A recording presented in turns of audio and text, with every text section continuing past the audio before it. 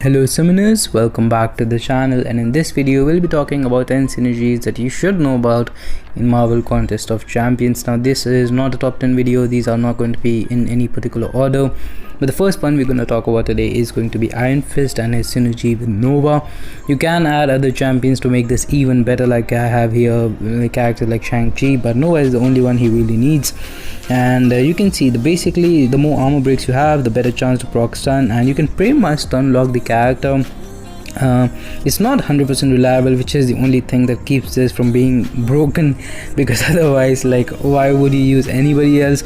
But the thing is, while you do see these stuns very often, and it's fine here in a content where SP3s are unlocked, he doesn't really have any power control, so you can't really push the opponent to 3 bars of power, because if the stun doesn't proc, you don't have indestructible, you don't have power control, you're gonna be dead with that SP3.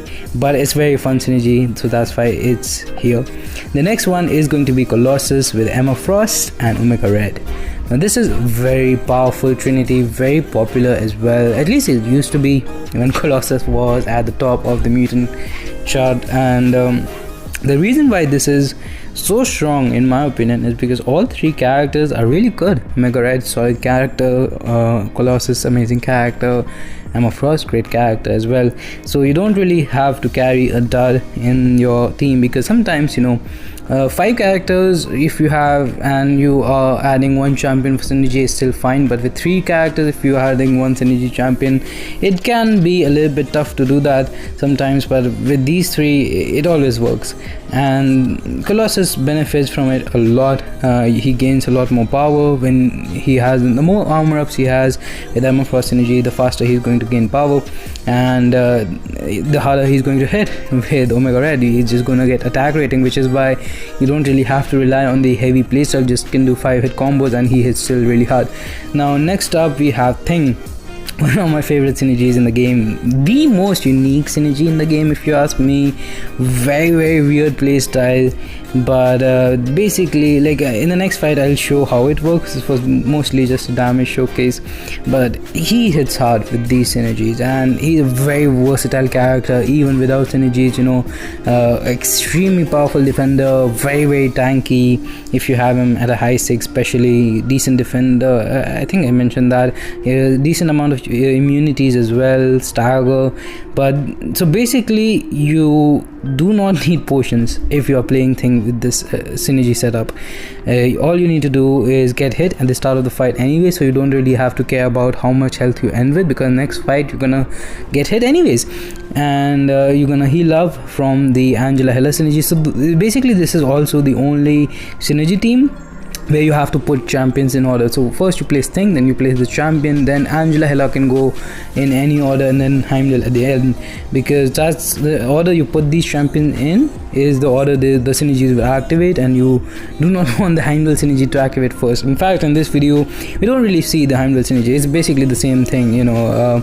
At the end, if you die, you have a safety net, because all you have to do is not die and finish at 1 HP. It's fine, next fight you are gonna get hit anyways. So yeah, it's very strong, especially even if you pop a L1 revive, again you're good to go. So very strong. Then we have probably the biggest difference. I've done a lot of the champions on these on this list. I have done a comparison with and without synergies on them. If you want to check those out, I'm not including the separate video. As soon as the clip with the synergy finishes, I'm gonna move to the next character. But Agent Venom, this guy, he just melts opponents. Now you can look up, I think Karate Mike had some really amazing videos on him, but he just literally has the highest damage over time in the game right now. I think I have done a comparison with Nick Fury in the second phase, he beat that, and yeah, he just really melts the opponent away. And you can see probably the biggest difference in this entire, like, with and without synergies. I don't think there is a bigger difference than that. Next up we have, again, an extremely popular synergy trinity. You don't really need Massacre in my opinion, although Massacre is a good character. Again, the thing with this trinity, all 3 champions are pretty decent, you know, very usable, of different classes, so you don't have all characters of the same class going in. Massacre, Domino and Red Hulk.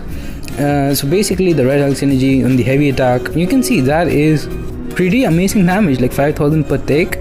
Even now in 2022, that is pretty good, and it has its uses. A lot of scenarios where you would not use a domino without synergies, you will use her with synergy. So it's a synergy which definitely increases areas where you can use her, and overall, even without synergies, of course, she is a very strong character. But you can see the damage over time, it is really reliable as well. You can always count on it to finish the fights. And yeah, next up we have Ghost, who again is a character who is very strong by herself, but it's impossible to not talk about her when it comes to synergies, because so she has some synergies that makes her damage better, she has some synergies that make her insane, and then she has some synergies that make her easier to play, and we have all of them here.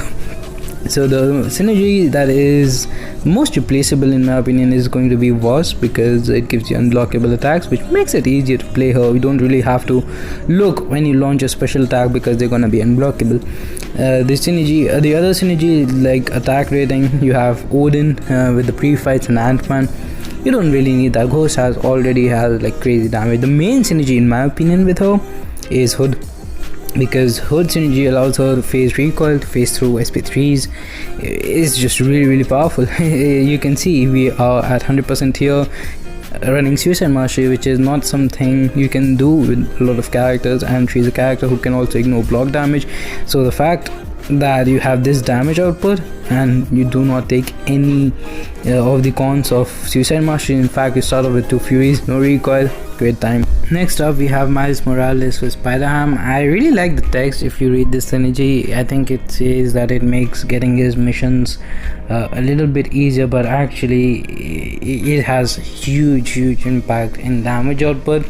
Again, Miles Morales is also a character by himself, he's fine, but you will see a massive difference in the damage output. As you can see in a little while here, you can see already, even 10-15 seconds into the fight, the one with synergy is halfway done. Like I don't even point out which character has the synergy, because it's so obvious in the 2 cases where I show the synergies in a damage comparison format with Agent Venom and Miles, and you can see it's just harder to get all the missions done at the same time on Miles if you are hitting him without the Spider-Ham synergy. And Spider-Ham again is a strong character, so you're not really wasting a slot there. Next up is a character who is not strong by himself, and is Cable. The synergy that I'm talking about, of course, is Apocalypse, very famous again.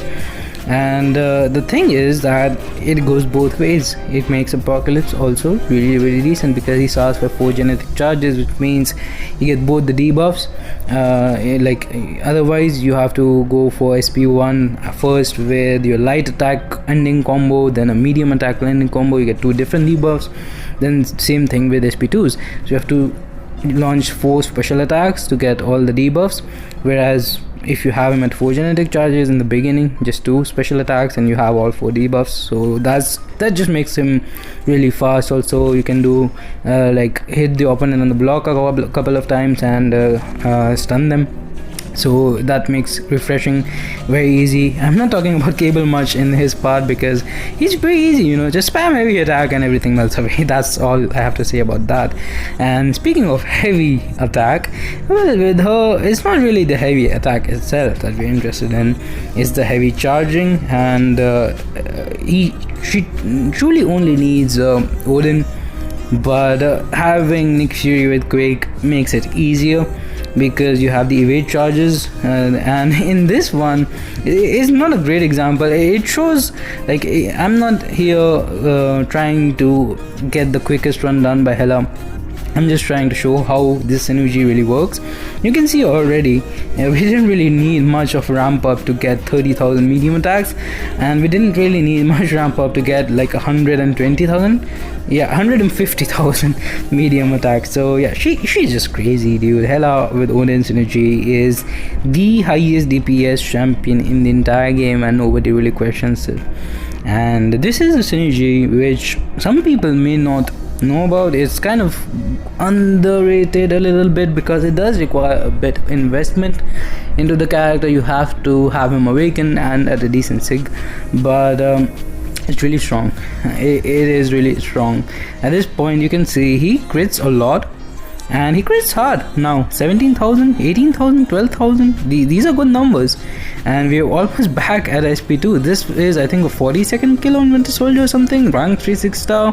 Very impressive. Black Bolt with Hit Monkey and Medusa is an amazing character. And that's pretty much gonna do it for this one. Thanks for watching. And stay, like, share, subscribe. Bye bye.